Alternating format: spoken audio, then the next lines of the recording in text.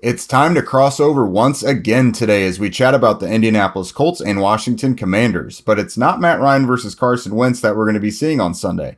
What's up with that? Well, let's get to it. You are Locked On Commanders, your daily podcast on the Washington Commanders. Part of the Locked On Podcast Network, your team every day.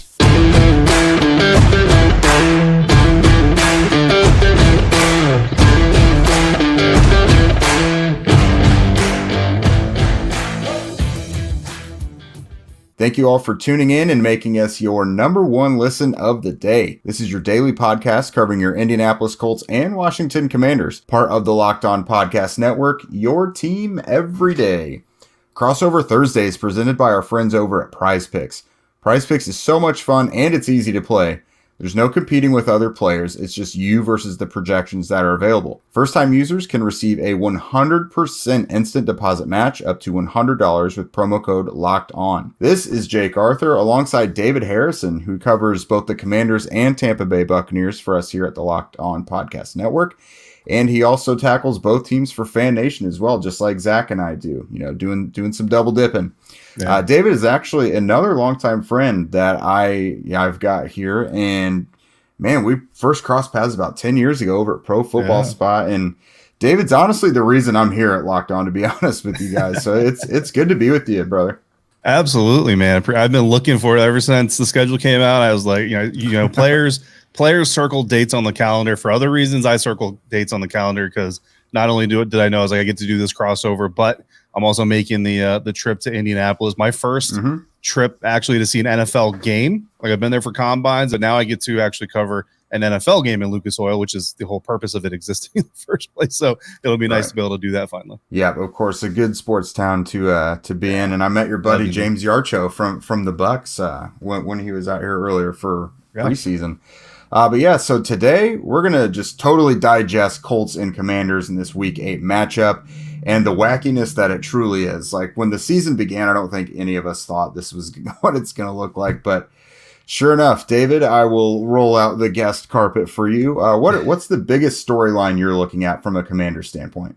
It's Taylor Heinicke, right? And I mean, I know it's a quarterback-driven league. It's a passing league, so we all know all that stuff. But Taylor Heinicke specifically with this team, not just because he plays quarterback, but because of what he kind of embodies within the roster and within the fan base. Like this fan base, no matter who the starting quarterback is, to be quite honest with you, as long as Taylor Heinicke is the backup, there's always going to be kind of this below the surface simmering desire for the fans to see number 4 take the field because he's such a fighter. He kind of embodies the underdog kind of mentality. I think when you talk about football, that's kind of what football fans really love seeing is not just the competitiveness, but the thrill of victory and the fact that anything can happen any given Sunday is a cliche for a reason. And Taylor is kind of the quintessential any given Sunday guy. Yeah. Honestly, it's very eerie, similar circumstances for the Colts because Sam Ehlinger is now the quarterback that we're seeing. Again, great story, just like with Heinicke. Coming out of Texas, 6th round pick, had some tragedy going on. Several years ago, his father passed. Yeah. And then it was like a day or so after he was drafted by the Colts, his brother passed away as well. He earned the backup role as a rookie last year, backup quarterback behind Carson Wentz. And now this year worked his way from 3rd behind Nick Foles and Matt Ryan to backup. And now 8 weeks in, midway through the season, he's the starter. Probably a little nudge from ownership to help that come along. But honestly, just looking at how he played in, especially this preseason, like he was really, really good this preseason. But honestly, it kind of meshes with how poorly the Colts offense has been, or at least how inconsistent, because the offensive line has it's just had so many holes, very leaky, free rushers coming all the time.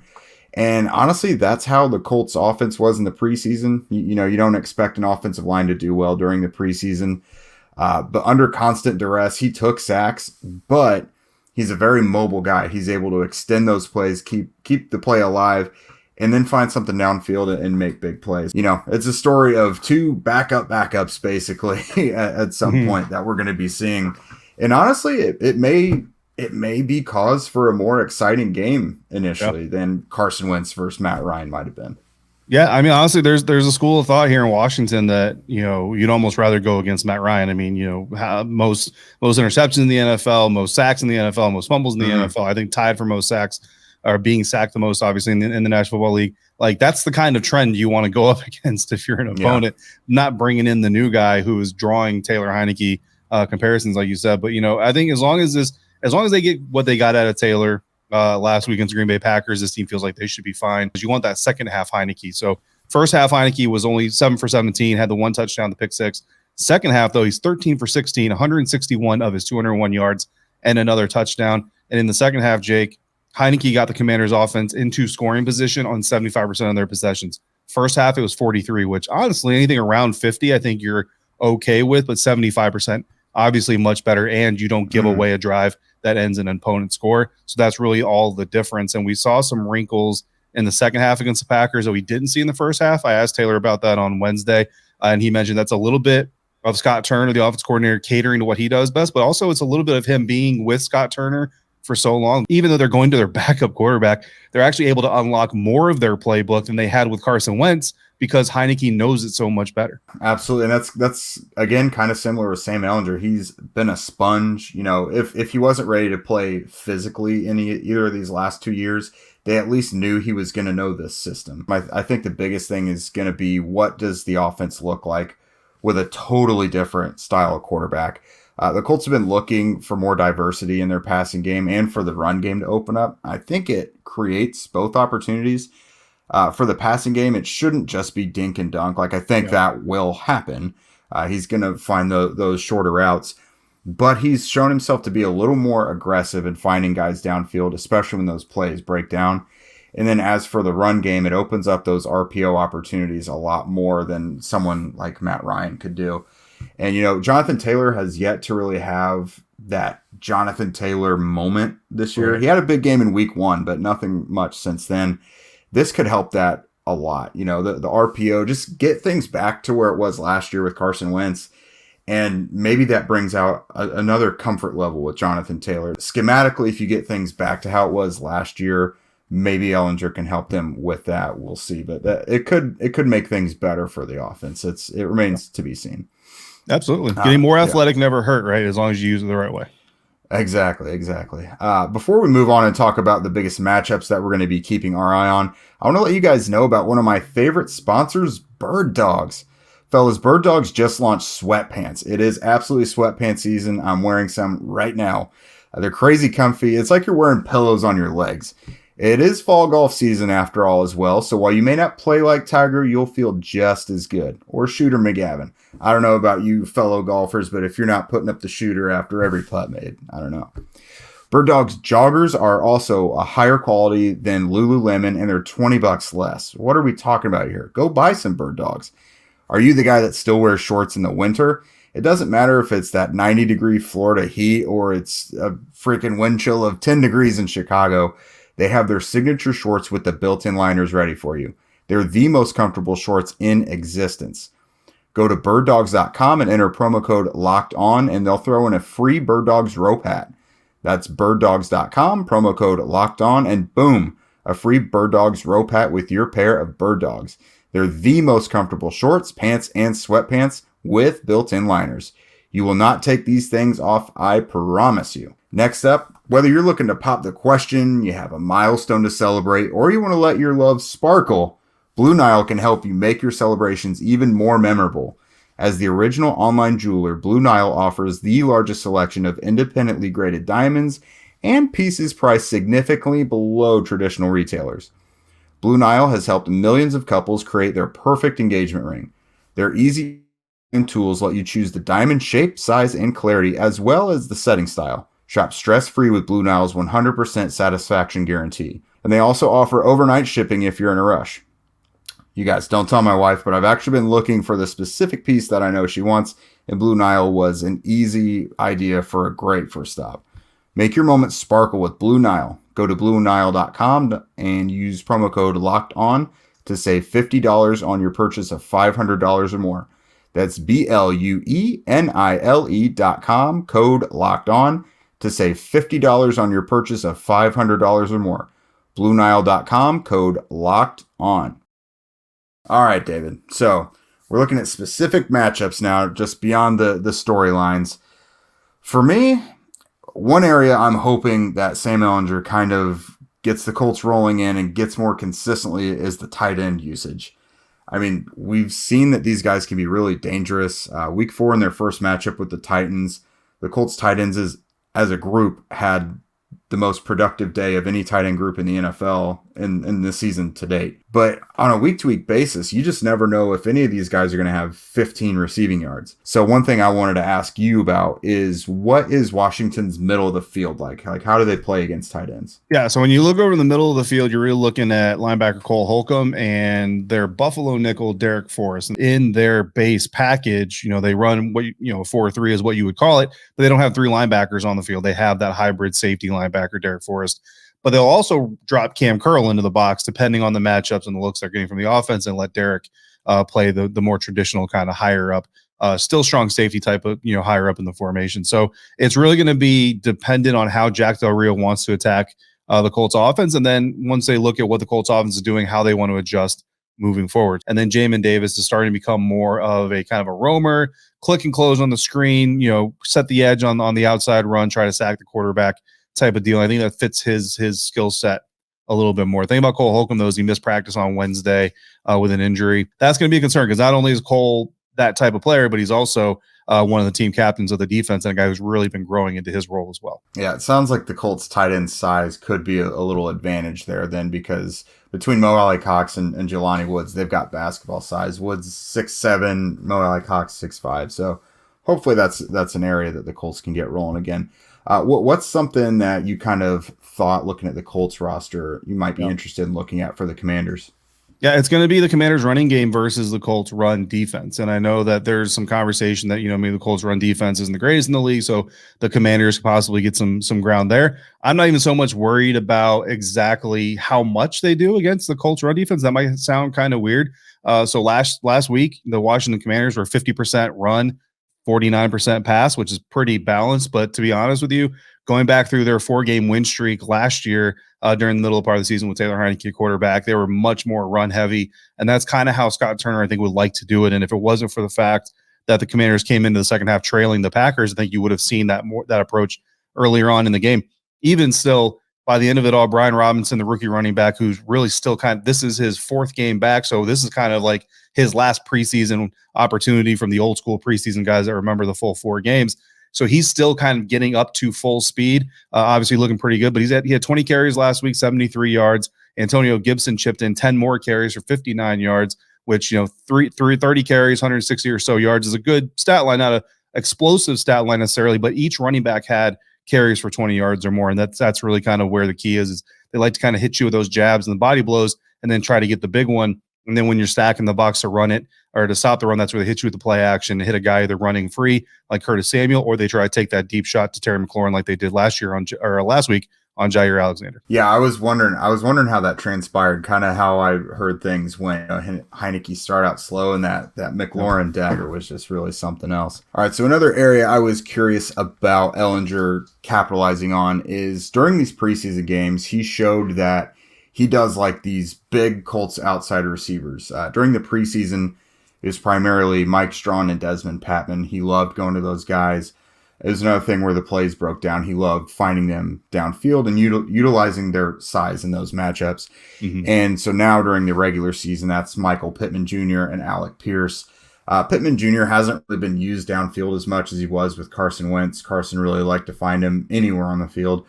Alec Pierce has been a chunk play, a big play receiver. So curious as to how Washington's boundary corners are able to play against those guys who have clear size matchups typically. Yeah, absolutely. I mean, 2 of my favorite receivers coming on their respective drafts. I mean, I wanted either team I covered to take either one of those guys, and they ended up both in Indianapolis. So I'm looking forward to seeing them in person for the first time as NFL players.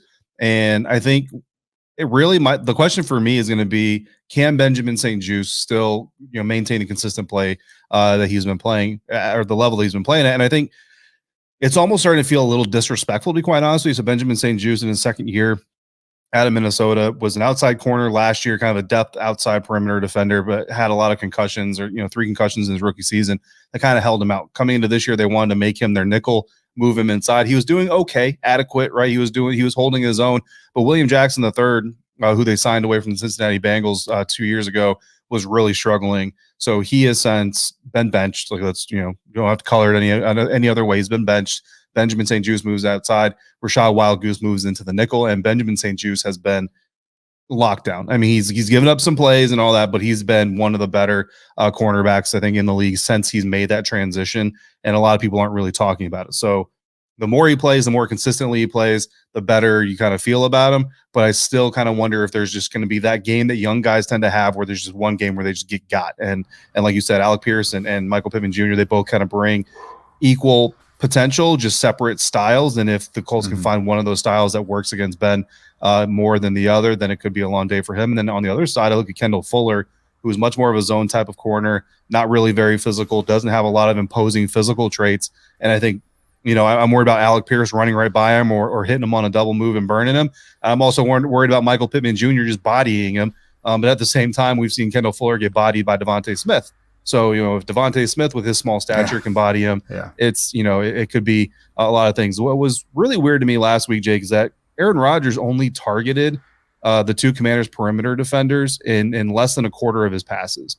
Taylor Heinicke targeted Jair Alexander and Eric Stokes, 2 of what is considered the better cornerbacks in this league, on 33% of his attempts. One quarterback won, the other quarterback didn't. So I wonder if the Colts are looking at that and saying, you know what, this is a 6th-round quarterback here. Like, let's be honest. If Sam goes out there and struggles a little bit, it's not like the world is going to be falling down around him, right? And people are going to be, okay, he's a 6th-round pick, 2nd year, first start, give him a ton of credit. So there's really not a reason to not be aggressive. And I'm a little bit concerned that if they're aggressive early towards Kendall Fuller and these receivers start winning some of the stuff against them, that things could go downhill very quickly for the captain of the cornerbacks over there. And that could be where the Colts find their biggest payday there. Yeah, I do think it's a good opportunity to just let it rip. We actually talked about that on our latest episode, is what do you have to lose with letting this 6th-round quarterback just like let it fly? Alec Pierce and Michael Pittman Jr., arguably both of their best traits in one-on-one matchups is the ability to win 50-50 balls. So it sounds like that is a pretty good opportunity if that's something the coaches have identified. Is there any other areas that you were looking at? Yeah, for me, I mean, the front 4 pass rush versus the Colts offensive line, and this bleeds into exactly what you were just talking about. You know this, every person that watches football religiously knows this.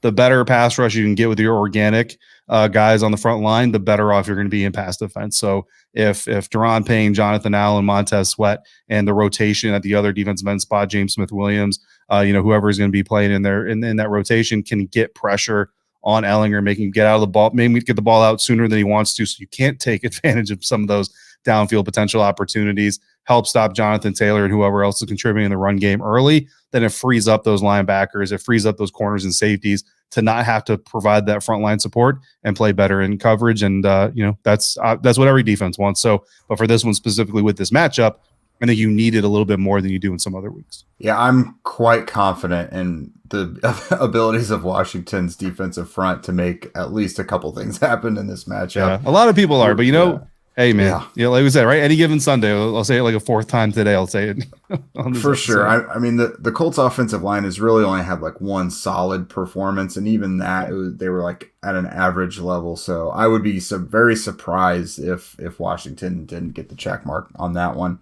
Yeah. All right, so we're going to put our bow on things here shortly, but before we do so, let's tell you about the best dang home security company out there, Simply Safe. All right, here's a sports analogy for you guys. When it comes to burglars, your home is like the end zone, and you need the absolute strongest defense that you can muster. This is why I use and trust Simply Safe Home Security. At Simply Safe, your safety is the only thing that matters. It's cutting-edge technology powered by 24/7 professional monitoring agents who always have your back, so you always know your home is safe.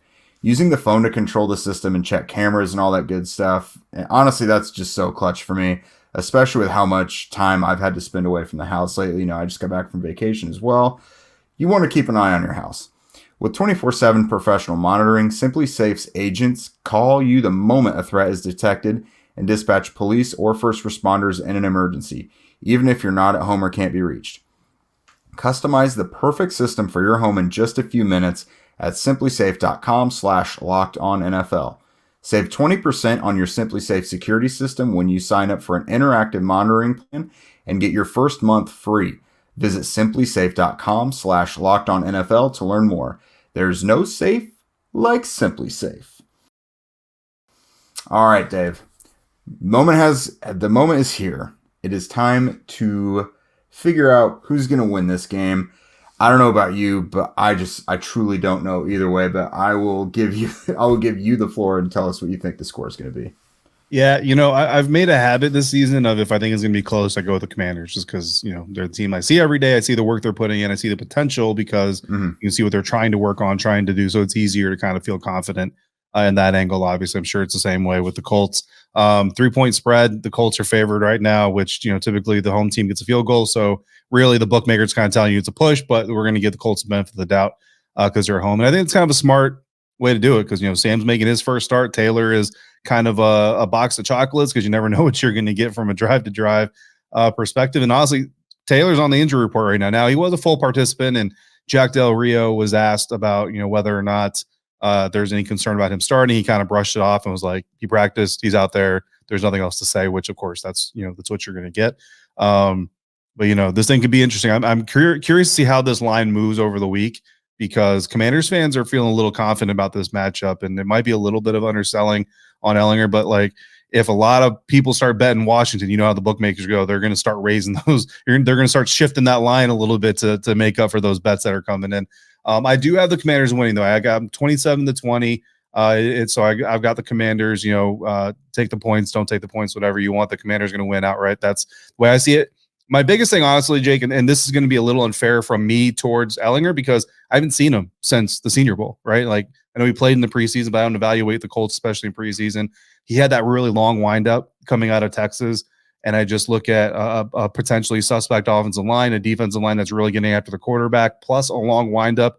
Typically, you're leading to sacks, you're leading to strip sacks, and you're just leading to a lot of problems. Now, I'm sure the Colts, Frank Wright, especially as head coach, they've tried to coach that out of him. I just wonder if the bullets start flying faster and for real, if those old habits don't creep back up. Yeah, I have noticed mechanically, I think he's pulled in that arm a little bit, and his release does seem quicker than it did as a rookie, because I know exactly what you're talking about with that long release, and that can be definitely problematic.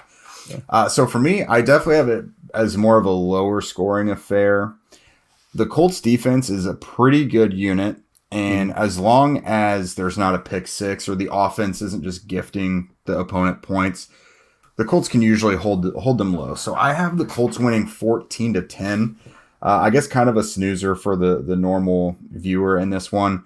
I don't really want to give Sam 20 points yet because I just don't know what it's going to look like. Yeah. But they have Jonathan Taylor. They have guys for him to throw to. I'll give them a couple touchdowns. And I think the defense will step up and hold firm. They did pretty well against Tennessee last week, but the offense just kept they just kept putting the defense in opportune situations. Yeah. And ultimately Tennessee broke through. Derrick Henry racked up his yards like he does. But as long as Sam and the Colts offense isn't just totally screwing over the defense, I do think they will hold firm. I'll give them a close win, 14-10. Again, I just want to see what Sam can do in these situations that seem logical. Big outside receivers, athletic, big tight ends. You have this run game. You can use the RPOs. So that's kind of where I'm at. Yeah, absolutely. And look, I mean, if it is a little bit of a snooze fest for those watching the game, at least I think you could be satisfied knowing that both of these teams are in the top half of the league in time of possession, which usually indicates that they like to run the ball, which usually means you're shortening the game. So it might be a little bit of a boring game, but also might be a little bit of a shorter game because of it. But look, last week, the Commanders and Packers had a nearly 2-hour first half due to some officiating issues, some reviews. Yeah, it was a very, very long first half of football. So as long as we don't get that, I think everybody will be okay. Yeah, no kidding. I mean, the game could be as long as it wants, whether it's overtime, whatever. But officiating stuff is something the Colts fans don't want to see rear its head again this week. So, in summation, it's Sam Ehlinger versus Taylor Heinicke time. I mean, what is this new Colts offense going to look like with Ehlinger? What's the run game going to look like? Is he just going to dink and dunk to death, or is he going to be the aggressive guy we saw in the preseason?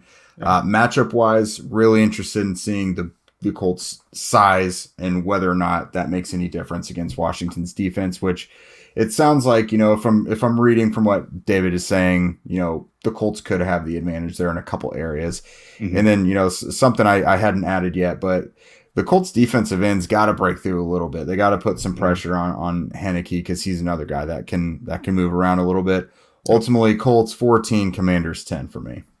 Yeah, absolutely. I mean, it's a matchup of two quarterbacks that not a lot of people know of. I think more know of Taylor Heinicke mainly because of that playoff performance and all that stuff. But I think a lot of people know about that. But yeah, it's gonna come down to honestly which defense can frustrate and stifle which other quarterback, inexperienced quarterback, relatively speaking, the most, and especially I think early on. And then can Washington lean on their run game, and can they keep it a game situation where you're allowed to lean on the run game? With the Colts, everybody wants to start fast, but in this game especially, the faster you start on either side of the ball, the more you force that quarterback to throw the ball, the better it works for your angle. And it's supposed to be a close one. I've got the Commanders 27-20.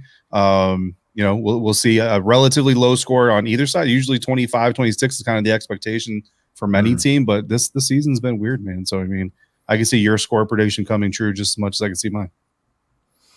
Yeah, it's going to be a fun one, no doubt. Honestly, I'm looking forward to this one more now than if it would have been Matt Ryan versus Carson Wentz, because it honestly might be more entertaining. Yeah, that just seems like sloppy chaos, where I feel like this matchup could be like big play. It's going to be chaotic, I think, still, but it could be fun and big play chaotic. So I think that's it for us today, everyone. Zach and I will be back with you on Friday. Also, make sure you guys check out David there. We're all going to give you our final thoughts on Commanders. Follow at dharrison82 on Twitter, as well as at LO Commanders and LO Bucks for all of David's content there, as well as at Jake Arthur NFL, at Zach Hicks 2, and at Locked On Colts on Twitter. Also, subscribe to both shows on YouTube and wherever you listen to podcasts. And then thanks again for making Locked On Colts and Locked On Commanders your first listen every day, everybody. For your second listen now, check out Locked On Sports Today. Let's see. From games that matter most to the biggest stories in sports, go beyond the scoreboard and behind the scenes with local experts and insights that only the Locked On Podcast Network can provide. Locked On Sports Today, available on this app, YouTube, and wherever you get your podcasts. We'll see you tomorrow.